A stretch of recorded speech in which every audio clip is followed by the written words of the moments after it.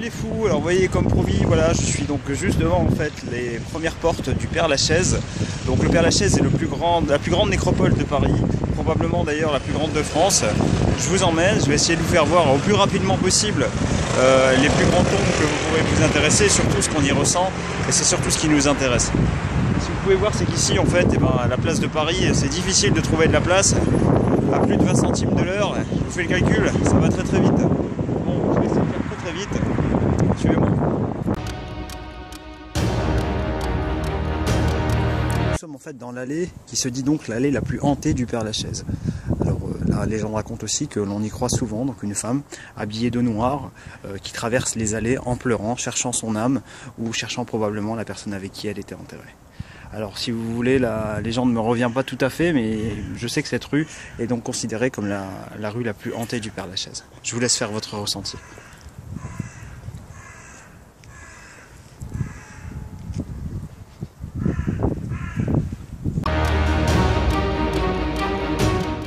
Et voilà donc pourquoi on l'appelle l'allée du dragon. Alors tout simplement parce que ici vous êtes devant la tombe, donc dans la sépulture du prince de Valachie, Georges dit Bibesco, et de la princesse Bibesco également. Alors en fait ces deux personnes, en fait surtout Georges de Bibesco, étant un héritier en fait direct de la famille de Vladimir dit Dracul. Et oui, Dracula, ça vous dit quelque chose? Effectivement en fait, hein. Donc on est devant en fait la tombe de l'arrière-petit-fils, de l'arrière-petit-neveu pardon, donc de Dracula. Voilà, alors elle est très très chargée, elle est chargée en énergie très négative, très peu de personnes viennent ici, comme vous pouvez voir en fait la rue est absolument déserte, alors que si vous allez un petit peu plus loin, il y a encore beaucoup de monde à cette période de l'année, donc voilà. Alors dans cette rue là, vous pouvez y voir, donc surtout sur cette tombe là, il faudrait qu'on s'y alerte deux petites minutes. Regardez en fait, vous voyez, il est représenté par un oiseau de nuit particulier, voilà. Elle est ornée également à 2-3 endroits de chauves-souris.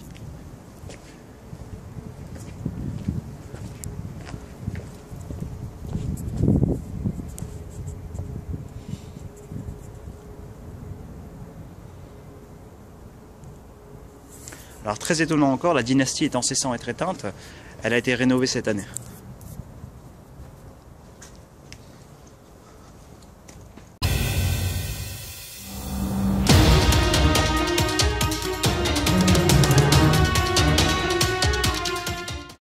Je ne parle pas fort parce que justement je suis dans une partie en fait qui n'est pas autorisée aux caméras et aux photos dans la partie donc ancienne du Père-Lachaise.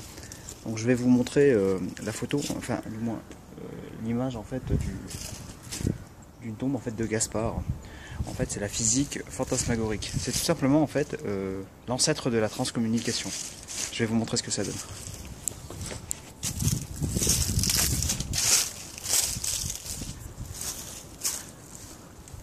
Alors vous allez voir, c'est orné en fait de têtes de mort et de chauves-souris et aussi de fantômes, etc. Alors vous pouvez voir ici en fait sur le monde des vivants et le monde des morts. Je vous montre. Hein. Donc ici vous avez le monde des vivants.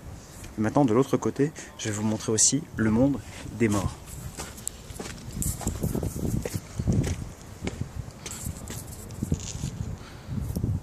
Vous avez ici la devanture en fait de la tombe.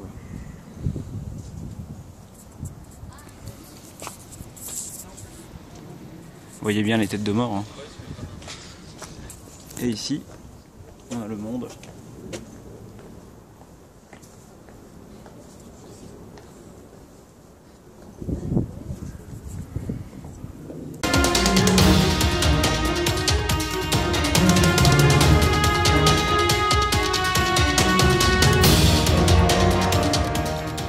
On ne pouvait pas vous faire visiter en fait le cimetière du Père-Lachaise sans passer par la tombe d'Allan Kardec. Donc le maître du spiritisme français, ici en fait c'est une tombe qui est très chargée positivement. Alors il y a beaucoup de légendes qui tournent autour de cette sépulture. Si vous voyez en fait c'est celle qu'on voit juste là-bas, ici là. Vous voyez? Alors en fait cette sépulture a la particularité en fait d'attirer beaucoup de spirites et de chrétiens qui viennent se recueillir donc sur la tombe d'Allan Kardec. Alors en fait ce que vous devez savoir c'est que la légende particulière c'est que les fleurs qui sont posées sur la tombe d'Allan Kardec ne fanent jamais.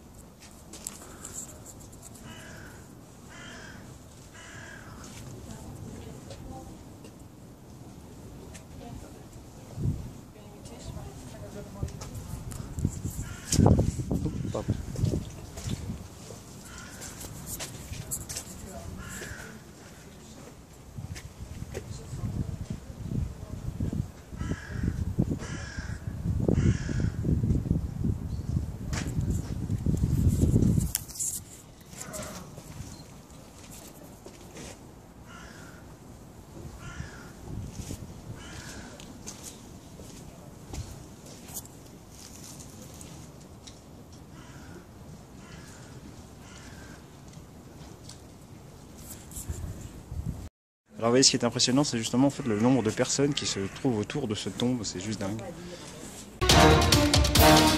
Je vais volontairement laisser tourner la bande pour qu'on essaie de faire une petite TCI en fait. Je suis pas très loin de la tombe d'Alan Kardec, donc on va justement laisser tourner la bande, on va dire une petite vingtaine de secondes, dans le silence.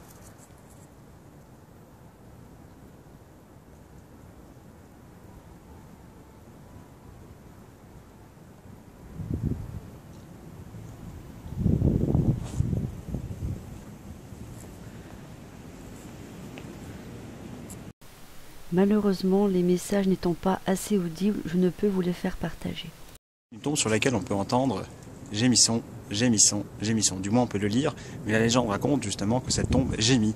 Alors, légende ou non, j'ai trouvé intéressant de vous le montrer.